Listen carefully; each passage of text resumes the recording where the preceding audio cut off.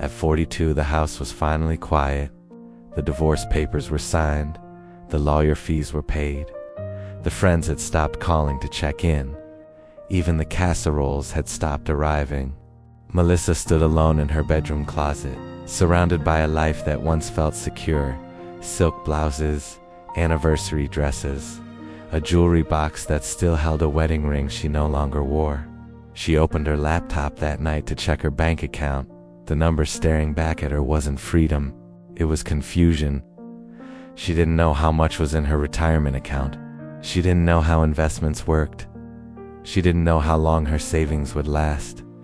For 20 years, she had trusted someone else to handle the money. If you've ever felt financially behind, this story might feel uncomfortably familiar. And if it does, stay with me. Melissa didn't think of herself as financially irresponsible. She thought of herself as practical. For most of her adult life, money simply wasn't something she needed to manage. When she and David got married in their early 20s, they divided responsibilities the way many couples do without ever formally discussing it. She handled the house. He handled the numbers. He paid the mortgage. He managed the investments. He met with the financial advisor.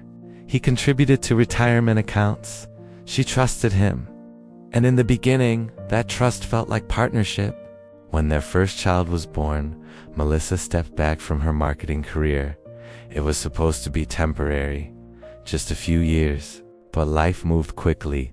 Another baby, a promotion for David, a relocation, school schedules, aging parents. Temporary became permanent. Her world became structured around calendars, grocery lists, school pickups, orthodontist appointments, meal planning, birthdays, holidays, emotional logistics, invisible labor, valuable labor, but unpaid labor. Whenever money came up, the conversations were short. We're fine. I've got it covered. Our advisor says we're on track. Not because she didn't care, but because she believed security was already handled. And that belief created something dangerous. She didn't know how their brokerage account was allocated. She didn't know the balance on the mortgage. She didn't even know the password to their investment platform. Not knowing didn't feel urgent. Until it did. The unraveling of the marriage happened slowly, then all at once. Arguments that had once been about small irritations became about identity, about resentment, about unmet expectations, about who had sacrificed what. And when divorce entered the conversation, money transformed from abstract comfort into concrete reality. Suddenly there were spreadsheets, assets to divide, retirement accounts to split, the house to value, debts to calculate. For the first time in 20 years, Melissa sat in a room with a lawyer discussing numbers that had once been distant background noise.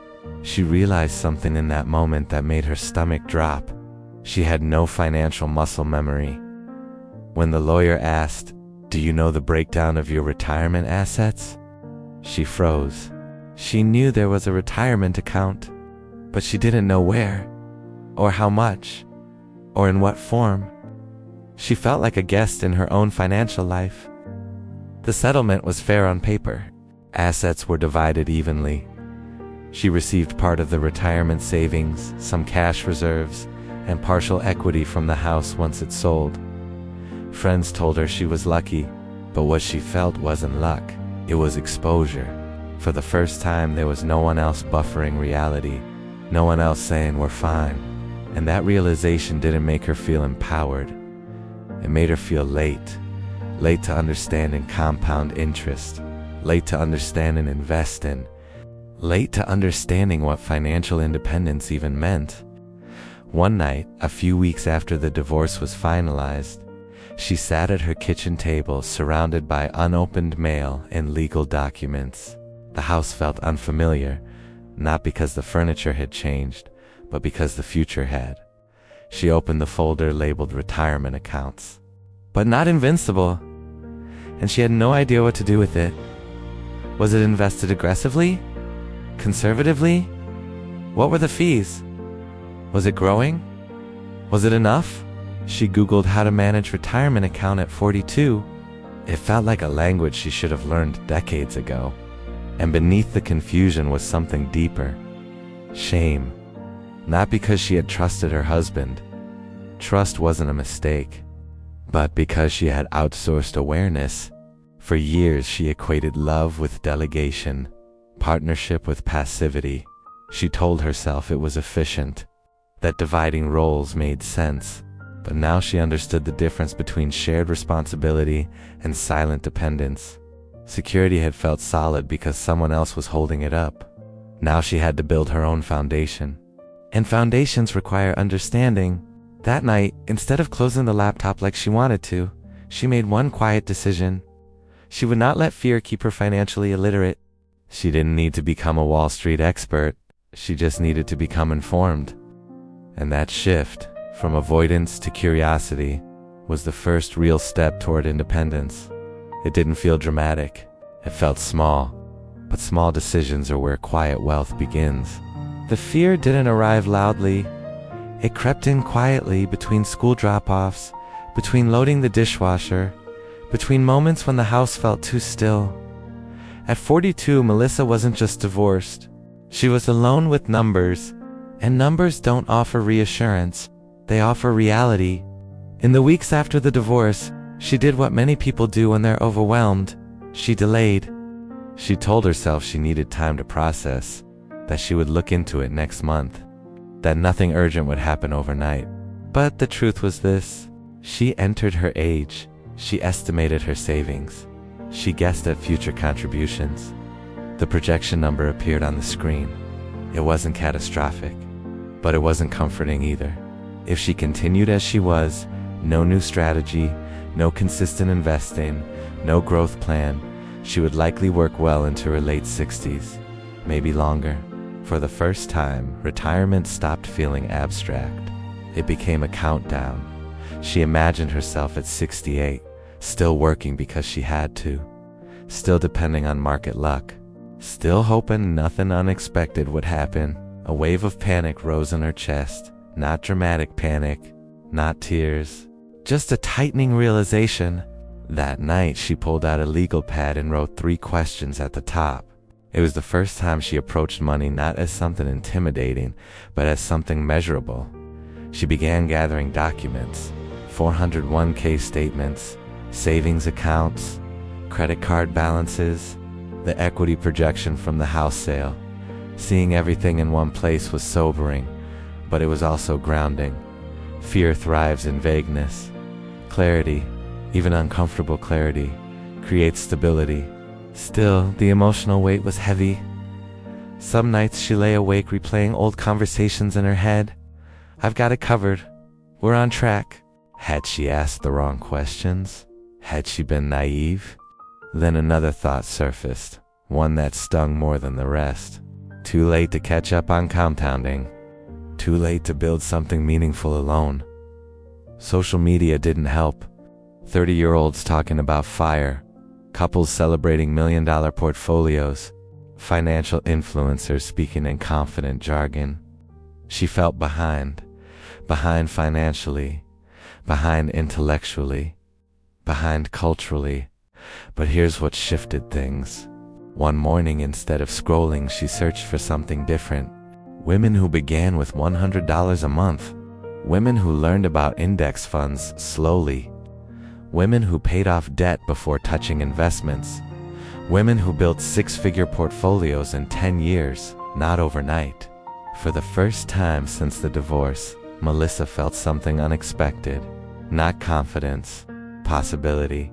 She began to understand something critical. But starting at 42 with focus, consistency, and income stability, that's powerful too. The real danger wasn't starting late. It was not starting at all. So she made her second quiet decision. She booked a consultation with a fee-only financial advisor, not to be rescued, but to be educated. During that meeting, she admitted something she had never said out loud. Didn't overwhelm her. Instead, he drew 3 simple circles on a notepad. Not because she knew everything, but because she knew enough to begin. She chose a simple total market index fund. She automated a monthly contribution. The amount wasn't huge. But it was intentional, and intentional money behaves differently than accidental money. The fear of being too late didn't disappear overnight, it softened, because action replaced speculation. Each time she logged in and saw her contribution post, something subtle shifted inside her. She wasn't catching up to anyone, she was building forward. At 42, she wasn't starting from zero. She was starting from awareness, and awareness compounds faster than regret. Wealth didn't begin the day Melissa opened her investment account. It began the day she stopped avoiding her financial reflection. But real change? That came in the months that followed. At first, nothing looked impressive. There were no viral stock wins, no sudden inheritances, no risky bets that doubled overnight. There was only structure. She started with the foundation her advisor had drawn. 3 circles: emergency fund, retirement, investments. The emergency fund came first. For years, she had relied on the comfort of a dual-income household. Unexpected expenses felt absorbable. Now, every car repair, every medical bill, every school expense carried more weight.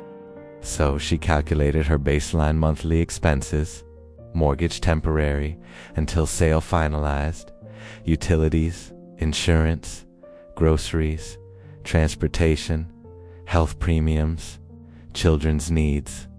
She multiplied that number by 6. The result intimidated her. 6 months of expenses felt like an unreachable mountain. So she reframed it. Not 6 months, 1 month at a time. She opened a high-yield savings account, automated a weekly transfer, not large enough to strain her budget, but large enough to signal commitment.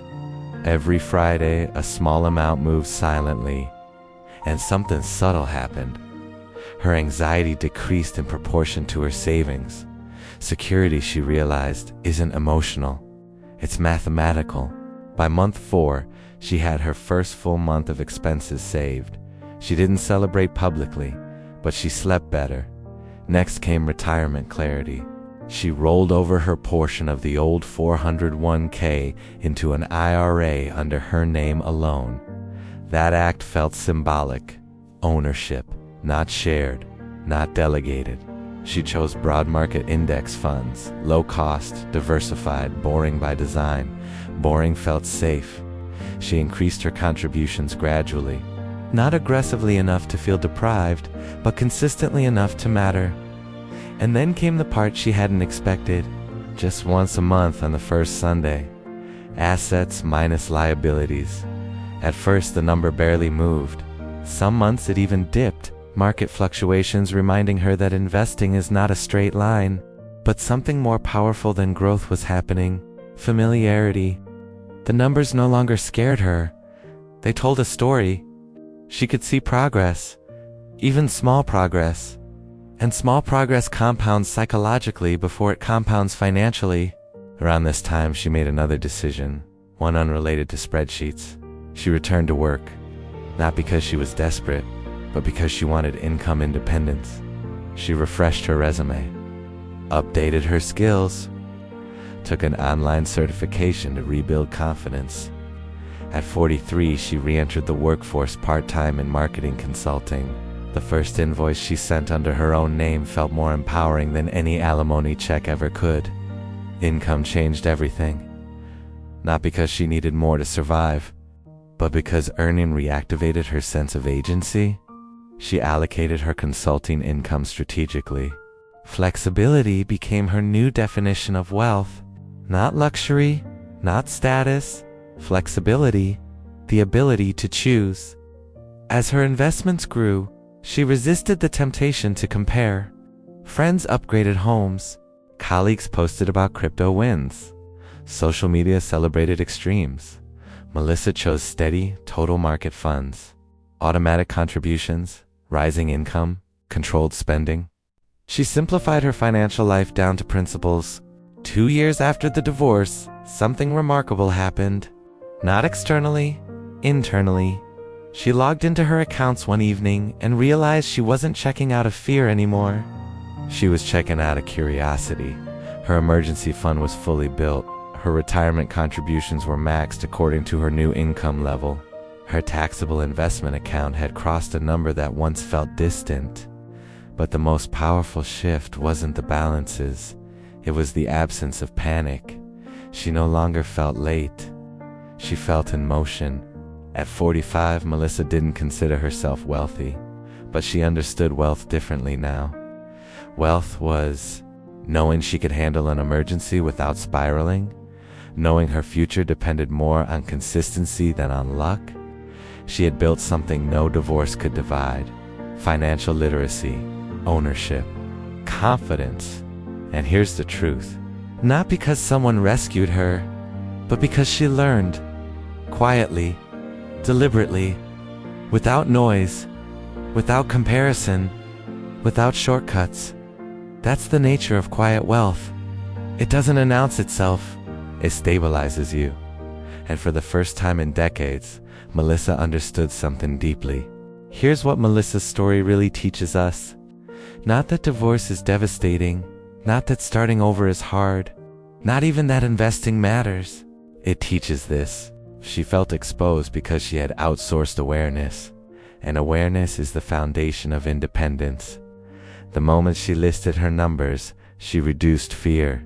The moment she built her emergency fund, she reduced anxiety. The moment she automated her investments, she reduced uncertainty. The moment she increased her income, she increased her options. None of those actions were dramatic, but together they created stability. That's the lesson. You don't need to know everything. You need to know enough to participate in your own financial life. Wealth is not a number, it's knowing where your money is, how it grows, what protects you, and what you can change. And awareness compounds faster than regret.